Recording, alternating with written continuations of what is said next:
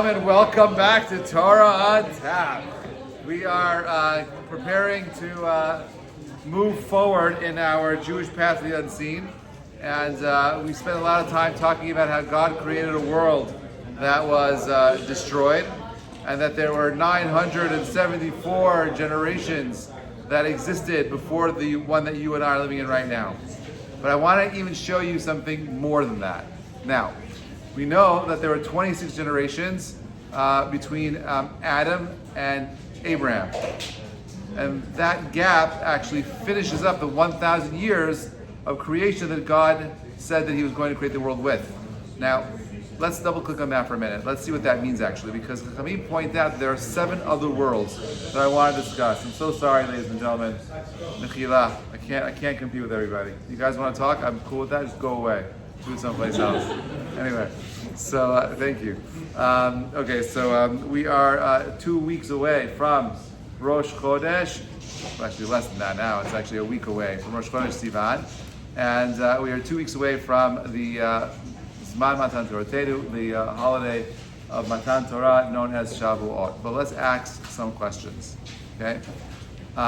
Question number 1. The Gemara tells us that the Jewish people received the Torah on which date? On the 7th of Sivan. Rabbi, how is it possible that they received the Torah on the 7th of Sivan when we know that we celebrate Shavuot on the 6th of Sivan? The 7th of Sivan would be 51 days from, Yetziat Mitzrayim, the second night. How come it was given on the 7th of Sivan? And if it was given on the 7th of Sivan, why don't we celebrate it on the 7th? Why are we celebrating the 6th? The truth is, it's only the Jews of Chutz La'aretz that are actually celebrating Shavuot on the right date. Because we do both the 6th and the 7th. In Israel, by the 7th, it's over already. They got nothing. We got it all over here. So let's try to unpack that for a minute. Now, the Marsha in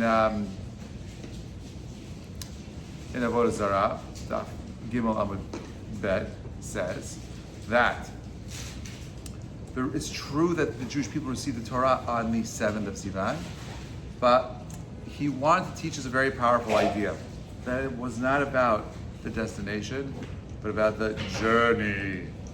Hence, the name of the holiday is not called Zman Matan Torah, but what is it called? Weeks. Shavuot. It's a weird name, Shavuot. And therefore, what I think the messaging the Maharsha says that God is trying to give over to the people, that you think that it's all about Matan Torah, when in reality it's about the process to get to Matan Torah. And therefore we're not even celebrating it on the right day. Celebrating on the day before, because more important than receiving the Torah itself is the process to be in a place where I could actually be in a situation where I could be Mikabel and receive the Torah itself. It's all about having the Torah, which of course I'm going to have the Torah. But in reality, it's about the process. Like I say all the time, Judaism was designed for peak performers and want to live a life of excellence. If you're a peak performer and you're living a life of excellence, well, how are you preparing every single day? What does your daily routine look like? What does your spiritual diet look like? What is the avodah that you're involved in? And what are you doing to prepare? We're 2 weeks away from Shavuot. What are you doing to prepare for this awesome time? What is the Torah? Torah is the manual book, the instruction manual for greatness. What are you doing to prepare for that greatness? Because if you don't have the kli to receive it, you ain't going to receive it. It's going to either break the kli or it's not going to be able to fit in the kli. You won't be in a situation where you can actually retain, absorb the spiritual awesomeness of the 6th of the Sivan, which is the process itself. So, okay, you haven't started, no worries. You still have 14 days. And what you can do in the next 14 days, you could have accomplished in the last 36. So, don't give up.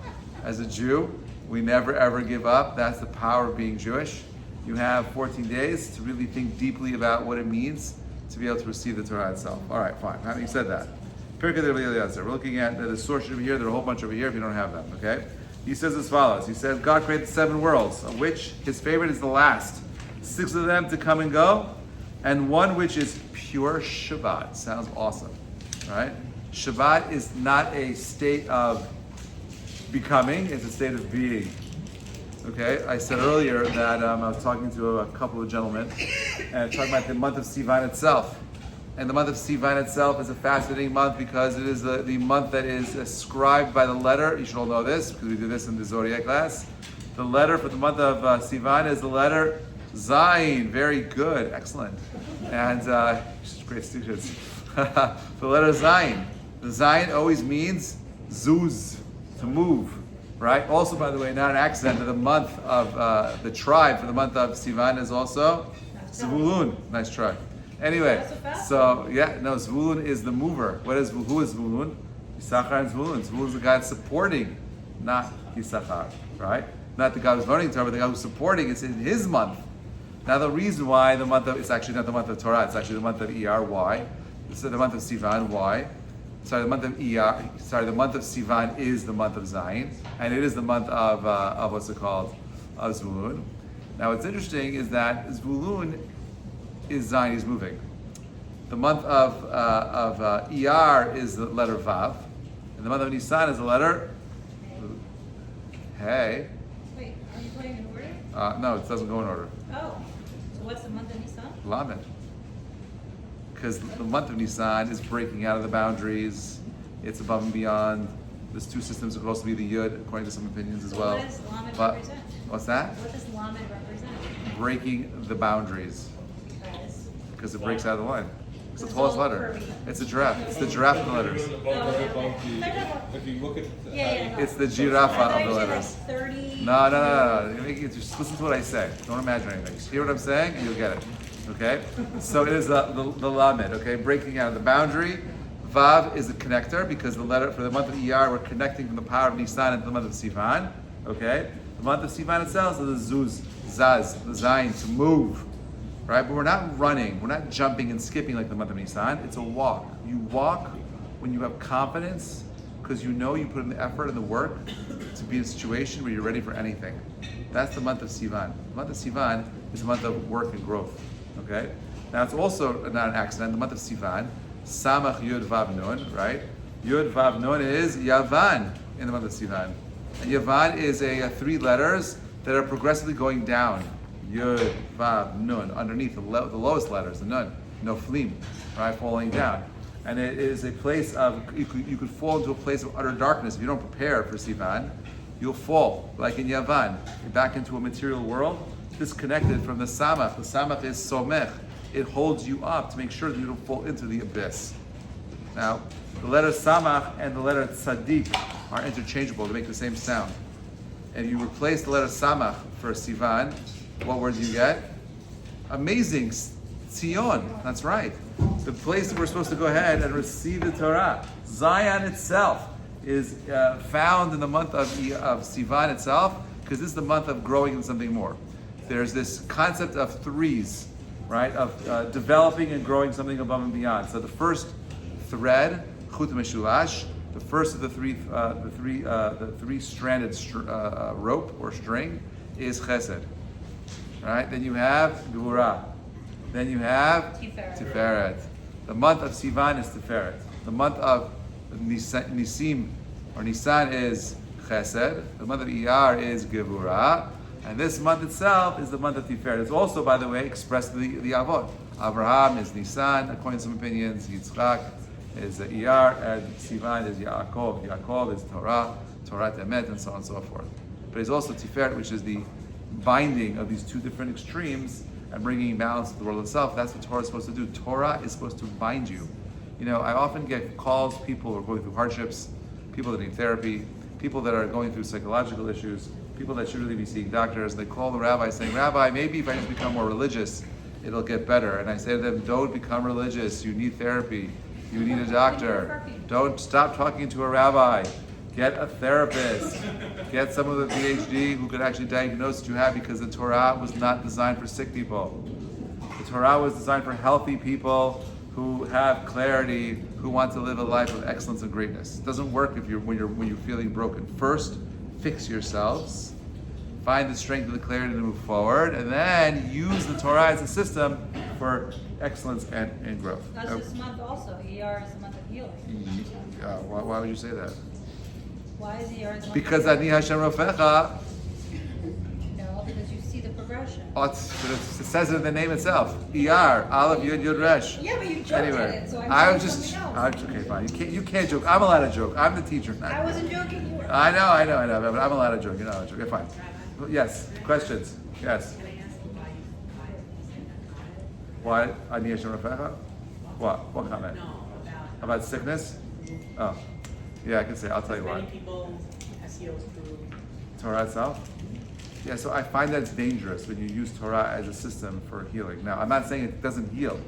My issue is that Torah requires a certain level of equanimity, balance. So equanimity, balance, right? It doesn't work when you're in a state of any extreme. So to use it itself as a way of talking about, I'm not talking about emotional, I'm talking about mental issues. I'm talking about like, you know what I'm saying? I'm not talking about, oh, you're feeling a little down, I'm gonna feel the simcha. I'm not saying that. Okay? Good question. If I wasn't clear, I apologize. Yeah, I'm talking about like real therapy, not like I need to talk to, okay, fine. So let's move on. Next, number 2. Har Sinai, Ashan kulo mipnei asher yerad alav Hashem ba'esh ba'al al shno ka'ashen kibshan okay v'yichred kol har ma'od. Mount Sinai was filled with smoke. God came down upon it, and there was fire and smoke. Was like the smoke of a straight pillar, a klin, and whose mountain trembled violently. Right? This Matan Torah was not just a kumbaya, my Lord, kumbaya. It wasn't people singing around the mountain, waiting for this like flowers to sprinkle down from heaven with butterflies. It was a violent experience. Why? We'll get there. Good question. Right? It was a violent experience. The question is why. Vayamod ha'amer achok. Pasuk says that the people, had to stay away. Moshe nagash al harfel asher sham Elokim. Right? Moses approached the thickness of the cloud. That's where God was. Okay? But the people had to have their just why? Because there was something massive happening. And just like when you see a rocket that's about to blast off into space, you gotta stay away. Who could stay really close? The astronauts. Right? They're in the rocket. They could go up to the clouds. Moshe was about to be launched. It's a wild image. Yeah, it was a wild image. And he was about to be launched into the spiritual realm, okay, where he is finding this closeness to God. Everyone else has got to stand back, okay. So then the pasuk says, right, the earth trembled, the sky rained because God, right, on Har Sinai, because, for the page, God is the God of Israel. Okay. Hashem said, "Meseir b'tzadecha mesadeh Edom eretz rasha v'gam shemayim tevnu v'gam avim tevnu mayim." Oh God, you came forth from Seir, advanced from the country of the Edom. The earth trembled, the heavens dripped. Yeah, the clouds dripped water. That's the Judges. The Psalms keep going. The earth shook and it quaked. The foundations of the mountains trembled. They shook. The source of the waters were revealed. The foundations of the world were uncovered. From your shout, God, from the breath of your nostrils, shook the world. Now he keeps going. The voice of God is like the waters. The Lord of honor made a storm. God of the many waters. The voice of God smashes cedars. He smashed the cedars of Lebanon. He made them gambol like a calf. Lebanon and Sirion, okay, like the antelope fawns. The voice of God makes the desert tremble. God makes the desert kadosh tremble. The voice of God shifts forests. Okay, great. Perkei Elazar. More. When the first sound of God's voice came at Matan Torah, the heaven and the earth quaked. The seas and the rivers fled. Mountains and the hills trembled, and all the trees kneeled over. Yeshaya, where we are your people always. You did not give your Torah to the Goyim. Your name was not conferred upon them. Would you tear heaven down to earth to reveal yourself? The mountains shook. See this kind of this imagery of the whole entire world kind of falling apart, God coming back down, and him entering into the scene, causing all kinds of foundations to be challenged. Nahum says, he shouts at the sea and makes it dry, and all the rivers he parches. Bashan, the Carmel are laid to waste, the trees of Lebanon are uprooted, the mountains tremble because of him, and the hills melt. The earth goes up in smoke before him, and the world and all its residents. Chavkuk, right? Matan Torah came from the south. The Holy One arrived from Mount Paran. His glory covered the heavens, and his praise filled the earth. Their brilliance was like the light of creation. The radiance was from his hand. There he revealed his hidden power. The ancient mountains exploded. The hills of yore were lowered. Fascinating. So you have all these things happening, and the reason why it's in the Nevi'im. Chazak, the 12. Yeah. Yeah. Okay, you have the Chazak, the last 12 prophets. So you have these gentlemen in there, okay, and they're all describing the same thing. They're all talking about Matan Torah, the day that Shavuot, God came down and spoke to the Jewish people, and the world was a scary place. But if the world was a scary place, what does it also tell us? That the world was aware of what was going on, right? I was also mentioning earlier that the Hebrew name, the Torah name for the month of Sivan. Anyone know what it is? Anyone know what the Torah's name for the month of Sivan is? Chodesh HaShlishi, the third month. Baruch atah Adonai Eloheinu melech haolam shehakol nihya b'dvaro. All the names of the Hebrew calendar. What's that? Anyway, you got it. Anyway, so you have the Hebrew. All the calendar names are Abdu Chazara from last summer. All the Hebrew names of the Hebrew names we have today for the calendar, like Sivan, Iyar, and Nisan, are Akkadian names. That's the Babylonian names. Okay, and we even learned from the Akkadian names itself. The Akkadian name for the month of Sivan is Simanu, which means the appointed time. The appointed time is the time that God says He's going to come down and reveal Himself. That's this month. Even they were aware. And you'll see this concept that from the Torah itself, our sources, our Torah Shabbat states that the Goyim were very much aware of what was happening. They were completely aware of the fact that God was coming down and revealing Himself to the world. It was a global phenomenon. They knew. By the way, and you know what? I would argue also, I've said this before, one of the greatest proofs that the Exodus story is true is that no one called us a liar.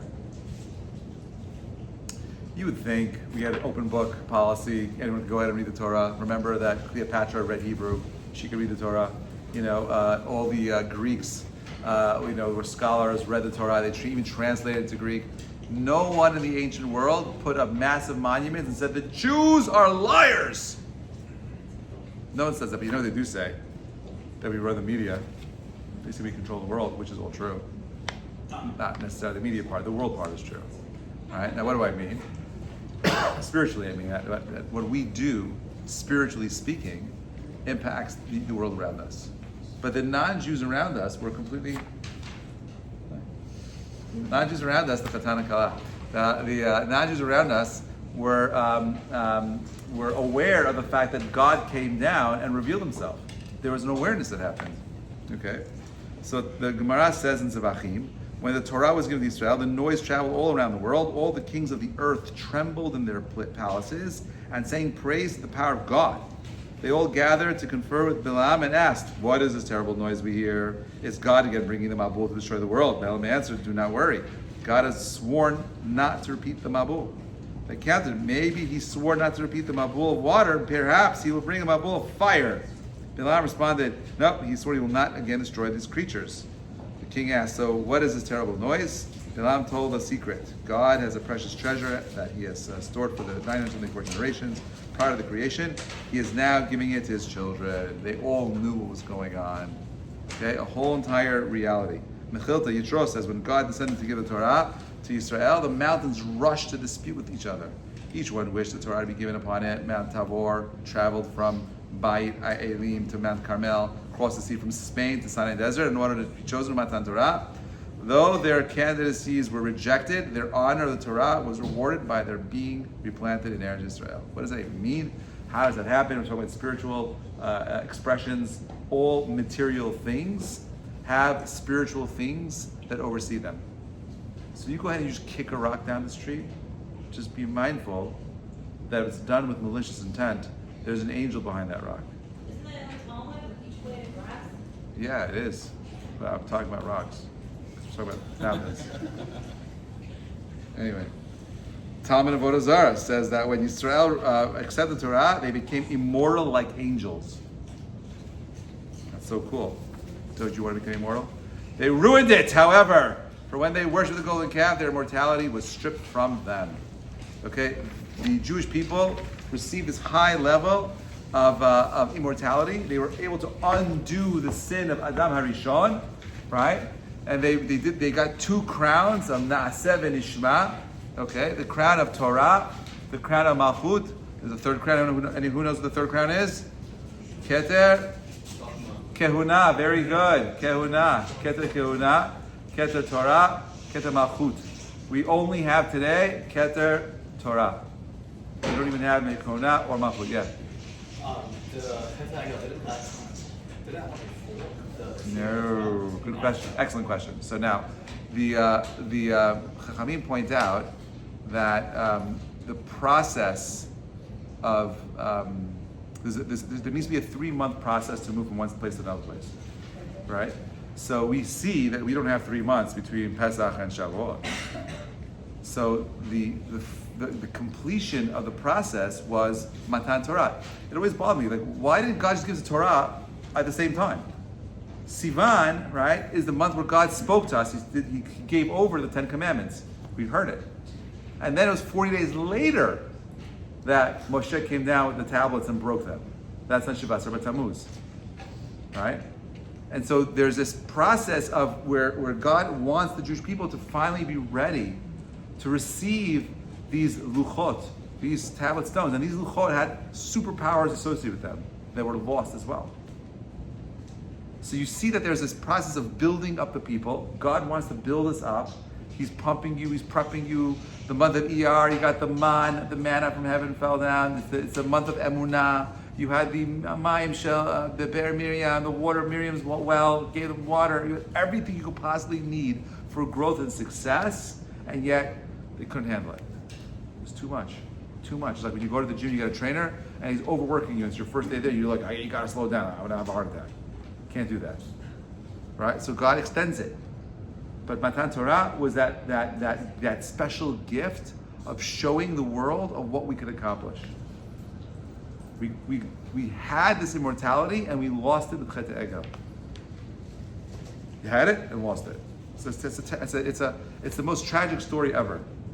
The story of the Jewish people is the most tragic story ever, because it's a story of people that have fought so hard to do something so radically different from the ancient world, because everything in the Torah is just so different. Like in the ancient world, we talk about immorality. We talk about we talk about a world without real laws, a complete monarchy set by individuals who believe they were gods. They could do whatever they want. They could kill whatever it was a crazy ancient world. And yet the Torah itself is really a criticism of power, specifically the power of the government, specifically the power of the king. We challenge them, saying, you're not the God. There's a God that is the God of all gods. And that's who we worship. We worship knowledge. We worship wisdom. We worship morality. We worship charity. We worship gratitude. We worship the traits that enable humanity to evolve to a place that we can actually enjoy all the things we enjoy today. We are where we are today, which is kind of it's a scary thing. I forget this guy's name. He's this CEO of a company, and he's trying to live forever. And he's like, you know what I'm talking about? Yeah, he spends like he's like a biohacker. He spends 4 hours a day. He sleeps exactly the same time, and he takes like 90 pills, to make sure that he's got his cell on a cellular level. He's an 18-year-old, but he's like 48. It's like a very interesting guy. So now he's able to do all the things that he's doing because right now we live in Baruch Hashem, we live in very peaceful times, even with everything happening around us. But if the world would actually move a little bit into a world war, all the things that we have, that we take for granted, it's gone. It's over. Cheap food, entertainment, our ability to travel. I already feel like our ability to travel has been somewhat impeded over the last 2 years because of October 7th. It's not the same world anymore. It's a different world. And we really don't spend enough time on working. After we finish the series, we're going to do a whole series on gratitude. Just working on just being people that are happy. Just feeling a sense of simcha, learning to have hakara, an awareness of just being grateful for all the things that we have and all the things we don't have. Because if you're unable to just feel that sense of gratitude, you feel entitlement. And when you feel entitled, you become like crazy, Hamasniks. right? You could go ahead and become like crazy kids on campus, and go ahead and protest and support Hamas, right? That's what it is. It's kafui tov, the rejection, being ungrateful, leads to a disbelief in God, right? It leads to all the immoral things you could possibly imagine. The world does not descend to chaos when we spend time just feeling a sense of gratitude. By the way, this is why I really believe that the mitzvah of marriage is not just about being fruitful and multiplying, sicko. It's really about learning to surrender to somebody else, about being grateful for things that you have. It's about being committed to that choice. It's about finding someone that you could spend the rest of your life with and just being grateful for the little things you have together. That's what it's about. And when you have that, you have a great marriage. When you don't have that, and then it's crashed and burned, you get divorced. All right, let's talk about the first world. There are 7 worlds, right? I'm going to go through the 7 worlds with you over the next, few weeks. I want to show you what they are, and I want to show you what the world was meant to be, God willing, and I want to be able to. We're moving very quickly. Very good. Good. I want to make it short tonight. Okay, fine. Pasuk says as follows. God created this tree of knowledge of good and bad. Okay, He also created Eitz Chaim, and He said, "Don't eat from it, because if you eat from it, on that day you will surely die." Okay. Now, question for you: was man created mortal or immortal? You should know the answer. What? He was created what? Immortal. Why are you saying that? If he was immortal, right? Then why? Okay, so you're saying that because of the Eitz Hadat. So what was the Eitz Chaim? God said there are 2. The Pasuk says there's 2 trees in the garden: the tree of knowledge of good and evil, and another tree called the Eitz Chaim. And when you eat the Eitz Chaim, what does it give you? Eternal life. We know that because at the end of the story, you can look at it later. I think it's Gimel 22. It's chapter 3, verse 22 or 27. I don't remember exactly. But God says to the angels, "I'm going to bring the Keruvim, these angels with the double-bladed sword, to guard the garden, lest they come and eat from this tree of life and live forever." So there's 2 trees. Each tree represents 2 states of man. The tree of knowledge represents man being immortal, right? And the tree of life represents man being mortal. Why? Because if you have life already, you can live forever, then the tree of life doesn't give anything, right? So each tree is making the argument for the other. And therefore the Ramban Nachmanides says Adam was neither mortal or immortal. And his choice would determine his reality. He chose to be a mortal man. He chose to live a life that has a beginning and an end. He did not want to be immortal. That's a whole other discussion for another time. But he makes this choice. What's that? He knew that before he chose? Yeah. You have to say that he knew it. If he did not know it, then he couldn't be punished. He had to have known what the choice was, otherwise there's no punishment. Okay? So he had to have known. So he makes the choice, and he eats from the Eitz Hadat Tov Hara, and he does so, and that moment he dies. Or rather, he brings death to the world. Okay? That was the curse as a result of that. He eats from this tree of knowledge of good and evil, and he's cursed. What's the curse? You're going to work by the sweat of your brow until you return back to the dust. Adam comes from Adamah, from the earth. We are made of this earthy stuff, not the stuff that Adam was originally created of. It's more spiritual stuff. And as a result of that, we will be buried. Come back to the place we came from. Yeah. So after Mashiach, does this all end? Like, are we back to immortality, or is there after 1,000 years, do we become mortal again? That's a great question, and it's a very complicated answer. In a nutshell, the way I understand it, and I certainly don't understand this very well, but in my limited understanding, is that when Mashiach comes, there's going to be something called the resurrection of the dead, and those people will die as well. And then after that, there's another reality of immortality. But there has to be, no, not here, in a spiritual, in a non-physical world that you and I can begin to, because even after the world of Chet HaMeitim, it's not the world that you and I really understand. It's a world where we've conquered. Death no longer is a result of aging. It's a result of being able to achieve our mission here. And with the awareness that the achievement of that mission, it gives us entry into another plane of existence. So our souls will go there. Or, well, if we Wherever there that is. Because here, the difference between here and there is a T. yeah. Anyway, yeah. Yeah. Is Ramban the only one that has that understanding? The Ramban is the one that explicitly states it. Yeah, but the truth is, I think it's just the simplest way to read the pasuk, because otherwise you don't. If you actually, we did this years ago. I did a whole series on Genesis, and we went through this topic. And if you just read the pasukim themselves, just open it and read it with that understanding, you can't unsee it anymore. Right. You can't unsee it anymore. So like I would say it's the simple understanding. I'm only asking because I wonder what he thinks off topic, but what he thinks about like Hashem Haprati and like just free choice in general. Well, this is the ultimate free choice. What? This is the ultimate free choice. Yeah, so I'm saying Yeah. if he believes this. Oh, he's I a wonder very what big believer in free choice, 100%. Ramban, really? Nachmanides, 100%.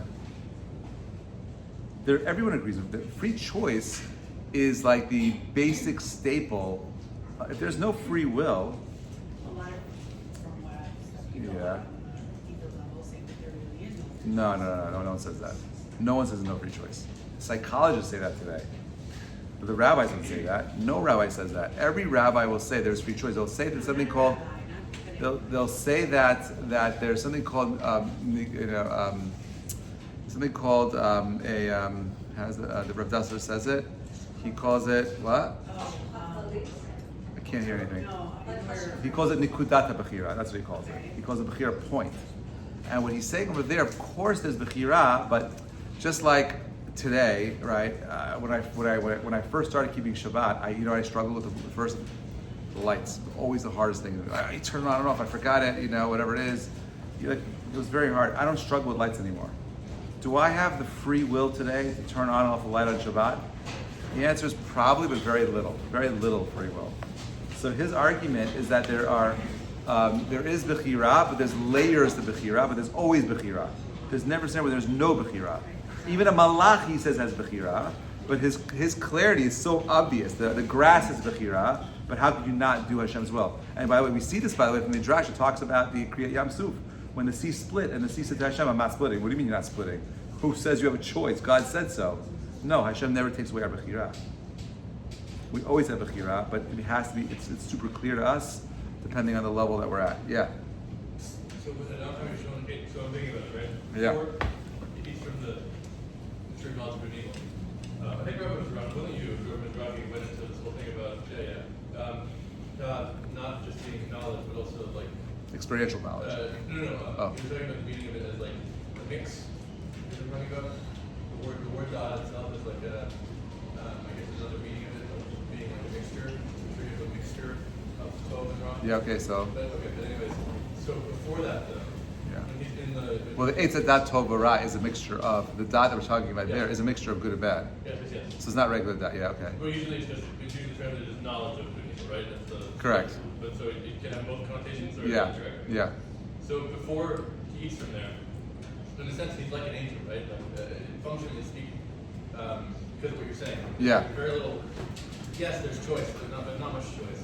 Okay. So it's kind of like, if it is an intentional move, it's kind of a revolutionary move. Yes, it's a revolutionary move, yeah. It's like the possibility of Correct. choice where previously all Correct. There is a book that actually goes through the 80 different opinions to what was going on when Adam made that choice. It's fascinating. And in a nutshell, according to, like, you divide them in half, it's all about ultimately having more free will versus less free will. And eating was having less free will, but that less free will, having more free will leads you to having the ability of doing teshuvah and getting closer to God. And that was his mistake, according to some. Some say it was the right choice, some say it was the wrong choice. But anyway, yeah, complicated matter, yeah. The free will choice that he made was Yes. for the mortality wasn't a punishment. So that was just a choice. His punishment was was more an expression of his new reality, of the new world that he had created. It's a good question. Meaning, like, his choice, his revolutionary choice, I like that, became the new expression of his reality. It's a consequence of his choice. Right, because then he gets punished by Hashem, but the mortality in itself is not punishment. Well, it is because he wasn't supposed to die. He was supposed to live forever. He could have been like an angel, but he chooses not to.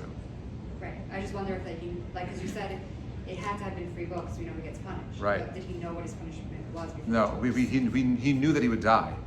But now what's interesting is that he thought he would die immediately. Because when it says, think about it, it says, look at that verse again. Right? Ki b'yom achlecha mimenu, on the day that you eat from it, you will die. But he wasn't saying you're going to die. He's that day you will bring death into the world. Right? Anyway, okay, fine. I'm sorry, just Yes. if he would knowingly chose to die, essentially, like making that choice, He knowingly chose, yeah. what compelled him? If there's a deeper other than. Well, actually, this is totally off topic, but I just entertain it because I think it's a cool question. The Gemara says that if you have a choice between being born and not being born, it's better not to be born. Well, why is that? No, you don't sing, you have it easy, you just. Who wants to have all the responsibilities? Because you can get it so wrong. You have a chance of getting it so right. That's the gamble. But because you could mess up, better not to be born into existence. But the Gemara says, but since we are already here, we got to make the most of it. The Tosfot asked the question, well, what about the children? Meaning, like, they're not here yet. Why should I have kids? It's a good question. For me, I'm here already. I can't do anything about it. I got to make most of what I have. But why do I got to make more people? That's a longer question. That's a longer answer. Yeah. But back to him, why did he choose to die consciously? He chose to have choice, and the more free will he had, it was for him. The gamble was, I'd choose to die so I could have those few moments of free will. Yeah. He knew he was affecting all of eternity, like for the future generations. I would have to imagine that he would. Yeah. Think about it, like genetically. If I start doing certain things, it's gonna pass down. So much of who I am is because of the choices of my parents. Yeah. Wait, sorry, Yeah, you just said, sorry, You yeah. just said something, you said he wanted to die so that he could have free will. Yeah. But we just said a few minutes ago that he did have free will, so why would he want to die? No, I never said that. I said he did not. I said that he wanted to have more free will. I always said there's always free will. Okay. There's always free will, and the question is, how much free will do you have? For example, do my children have the same amount of free will that I had when I was growing up? The answer is yes. It's just different. Right? I lived in a world where I was eating whatever I wanted to eat. That doesn't mean I have more free will. It was just different. Meaning they have the free will. They could choose not to eat Why kosher. are you comparing your children? Because my children are religiously in a different place than I was when I was a kid. They also have different parents. Their challenge was different. But they have the same free will. It's just the challenge is a different challenge. A kid who goes to Hasidic, does he have less free will than I do? Same free will. Different choices. Right. Different choices. Right? You hear what I'm saying? Okay. Sorry, if I Yeah. go to the Gemara that I never heard that before, why is that, doesn't that go against so much of why we live? It's a great question, and I'll do a class on it. But I really want to finish this. I really appreciate. I love the questions. I love the dialogue. That's so important to me. What's that? Where's the Gemara? I'll send you all the source sheets. I'll give you all of it. I think it's in the. I'm not sure if it's above Mitzir or above Kama. I'll find you these experts. Yes. Last question. Or institutionalize that less free will. What kind of institutions are they in? I'm just joking around.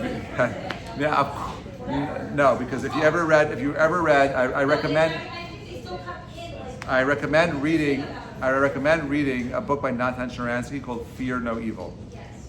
And he speaks a lot about having free will in jail. And he would argue that he had more choice than the guards did. But the world's not full of Nathan Sharansky's. The world is not filled up. There's plenty of convicts and prisoners who do not become Nathan Sharansky. What's the last word you're saying there? The world is not full of people like him. Like Natan Sharansky's. Oh, okay. I think that's why, like transitioning, like becoming wet man. I don't know. It's because of him. It's because of him. Transformers. I don't know. I'm all confused now. Yeah. Well, I'm sorry. What? I'm not arguing with you, I'm just saying. Oh, you're just making a statement. Yeah. Okay. Unfortunately, people are institutionalized. People, I mean, like,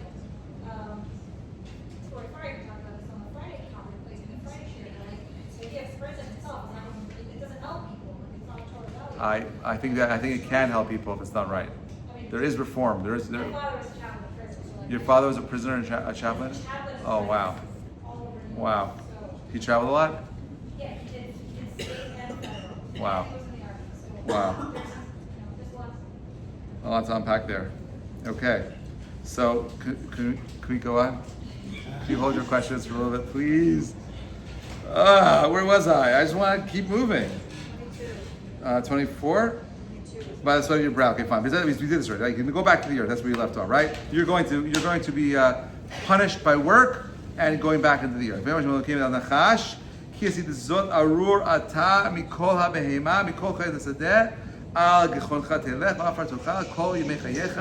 The Nachash is going to be punished. Up until now, he would walk around, according to some opinions, he was like a mortal-esque, a human-like being, right? But there's actually some opinions that say that the Nachash was part of a whole entire ancient animal that was lost, right?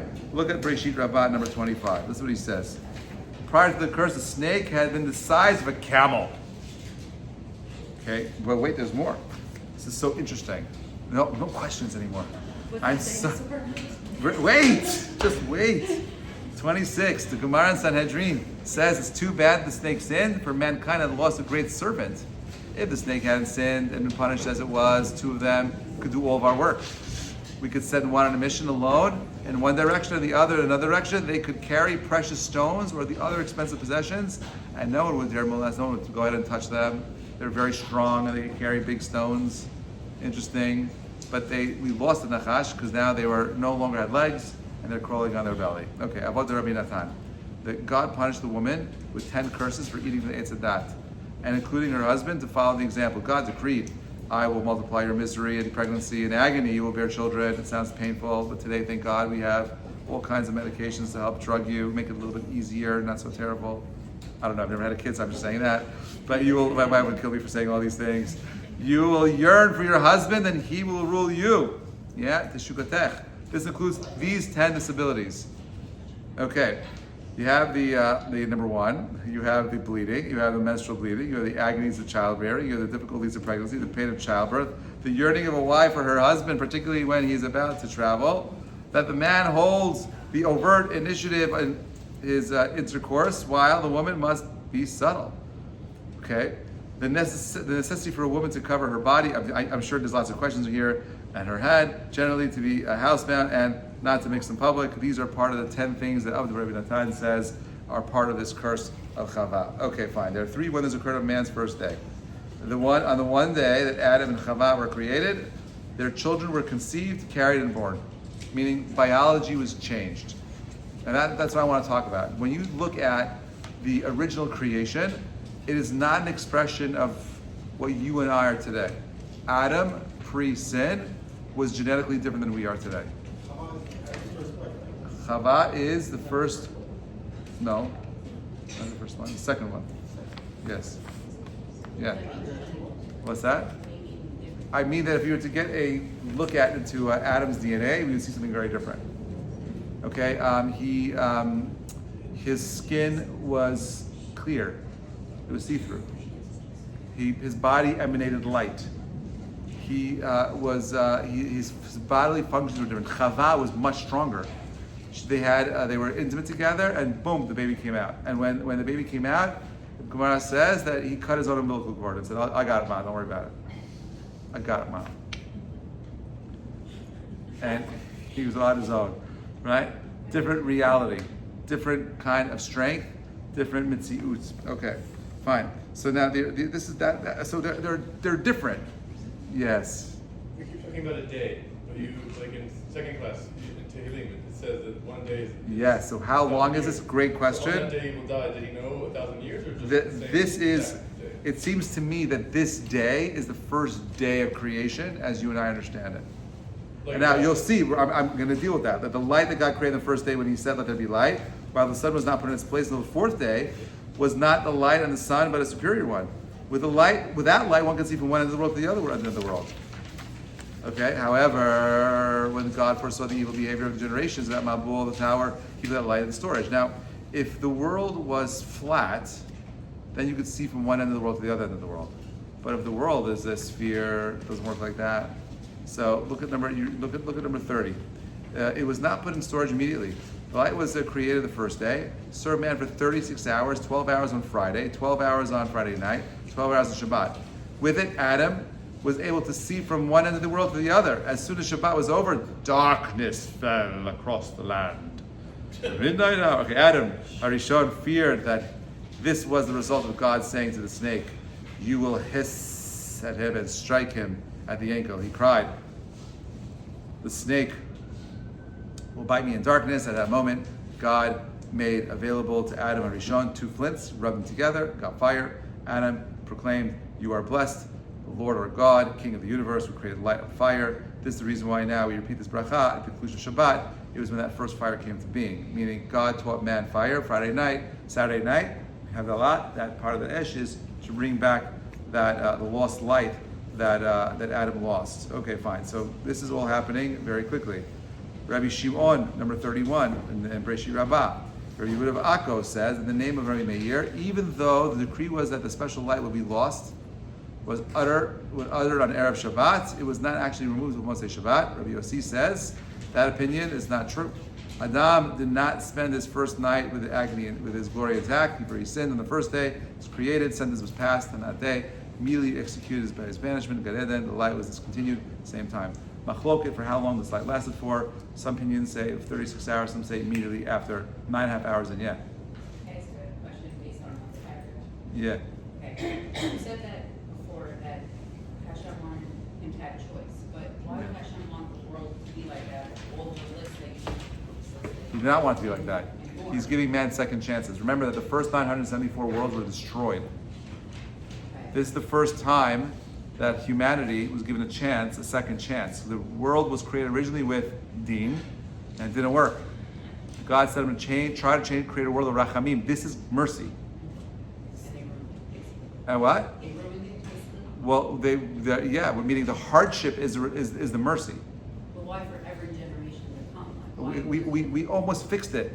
The whole story of Yetziat Mitzrayim, of Matan Torah, was trying to undo it. As a matter of fact, the real question the lady should be asking is, why are you still being punished? Because the women were not involved in any of the sins in the desert. That's for another class. But yeah. Do you think there's a correlation between Yeah. the fact that Adam sinned on the first day, and then for Shabbat they broke it with the sticks? Yeah. And like every time that mankind kind of has free will, Yeah. they are rooted on the first day. Yeah.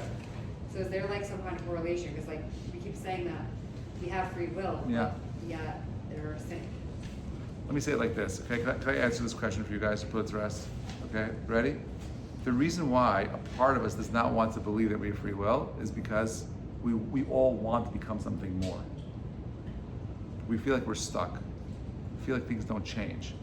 So if we really have free will, then I should become something more. But I am where I am because I'm stuck and I don't really have choice. Okay? So let me say it like this. To become something, to grow into something, is a lifelong journey. You are exactly where you need to be right now.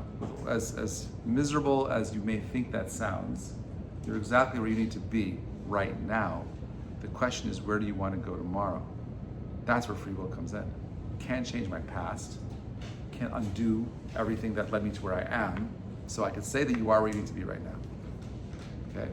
But you can alter the course of your future.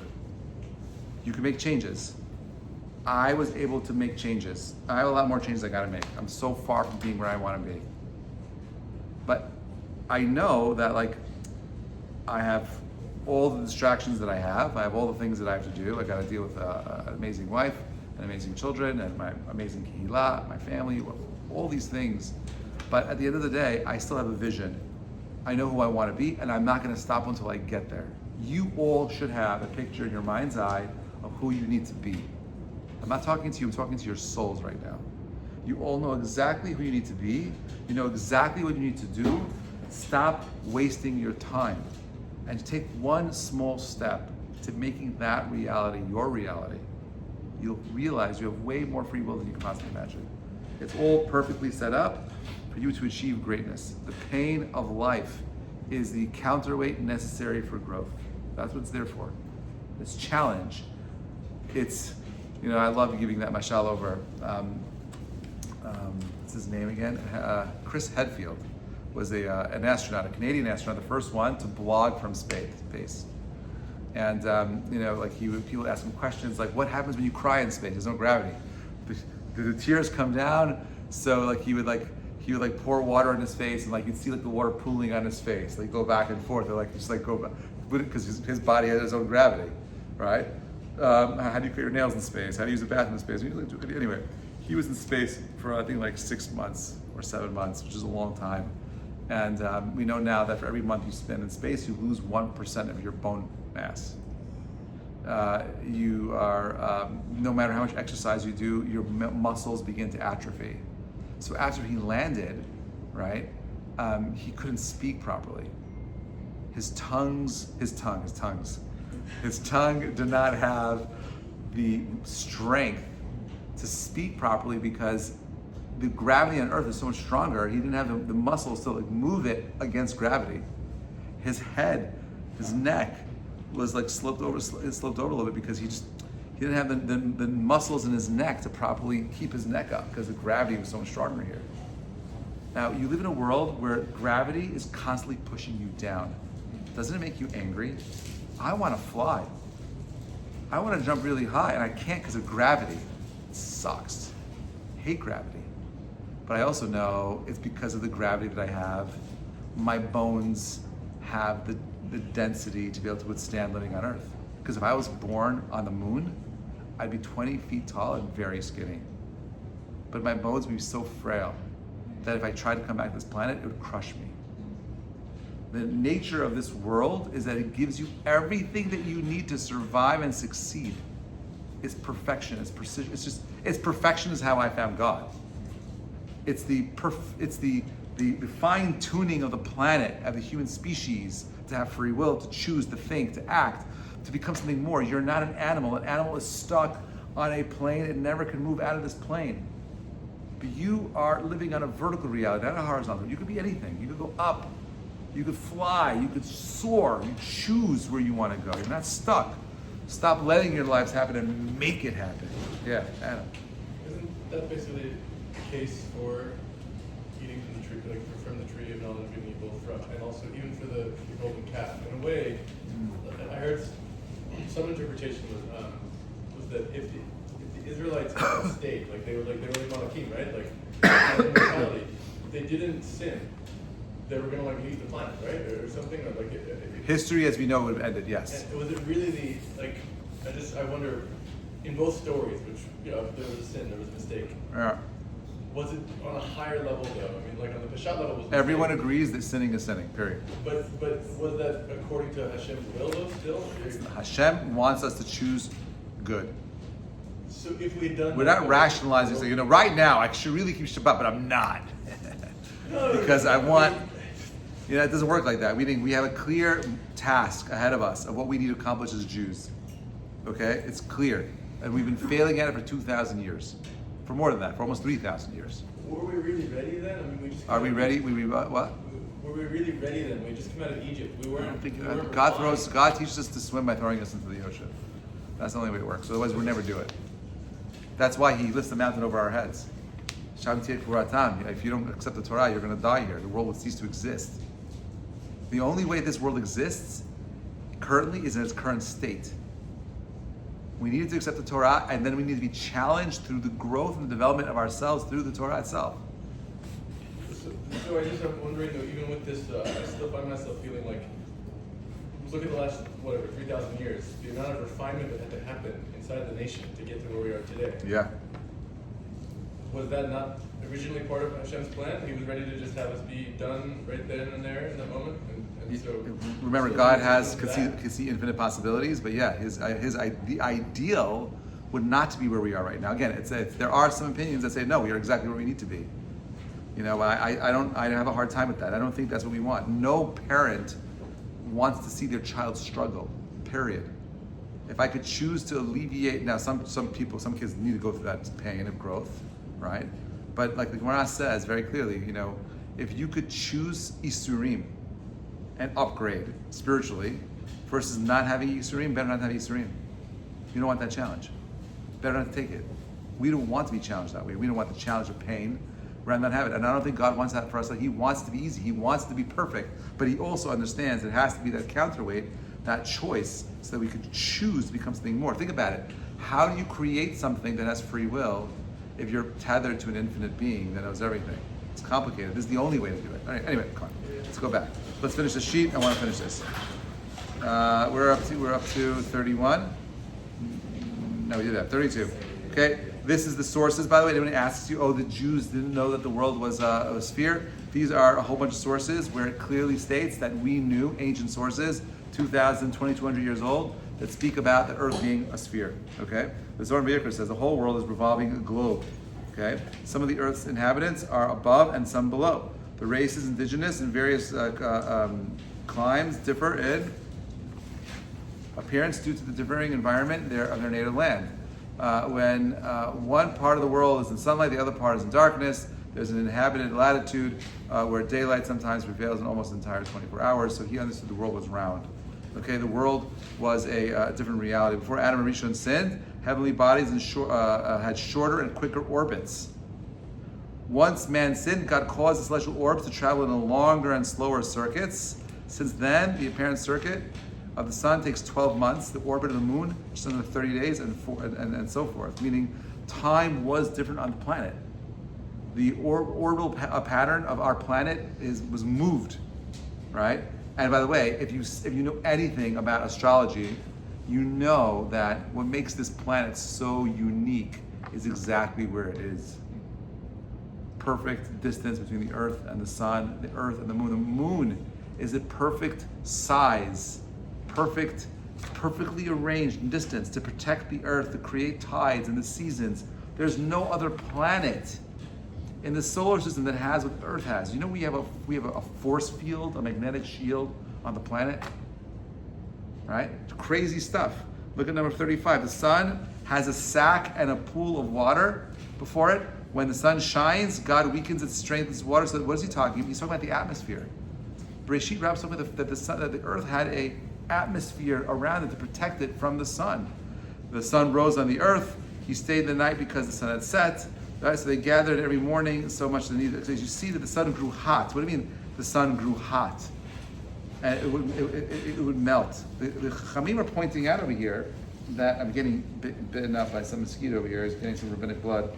But the Chamim are pointing out over here that the world as we know it was different than what Adam experienced. Different seasons, different time, different realities. And it's not crazy, by the way. If the cycle was shorter, that means the Earth was closer to the sun. Well, how could the Earth be closer to the sun and still have the world we have? Well, you could have a Earth closer to the sun if you had a stronger and thicker atmosphere. Not inconceivable. We know so little, but we're just learning a little bit about the moon. Do you know we know more about the core of the moon and the core of the sun than we know about the core of the Earth? Because the nature of man is that we always want to look outward. We never want to deal with what's inside. Right? I'll end with the following. It's Rav Tzadok Cohen says that at one point in history, mankind will have the ability to reach the furthest stars. And in their quest for reaching those stars, we will lose the ability to go within ourselves. Because we're not interested in solving the problems here. We'd rather be distracted by finding out everything outside of ourselves. Bezrat Hashem will continue with world number 2 tomorrow. Have a great, actually next week there's no class. Next week is a very special holiday. It's Memorial Day. And we're taking the day off. The week after that is Shavuot. Shavuot's in 2 weeks, right? Rosh Chodesh next week is on Monday, I think, or Tuesday. Anyway, next week is Rosh Chodesh, but Memorial Day we're not on. The following Monday night is, we're going to have a program here. We're going to have a dinner here as well. I'm going to try to put it all together. Also, those of you that are interested in saying Mishnayot, we're trying to finish a set of Mishnayot for Jessica Zaga's father. I should have mentioned that earlier. If you're interested, please let me know. We have a link over here we can set you up. Have a great night, and I'm happy to take questions now. Have a good night, everybody.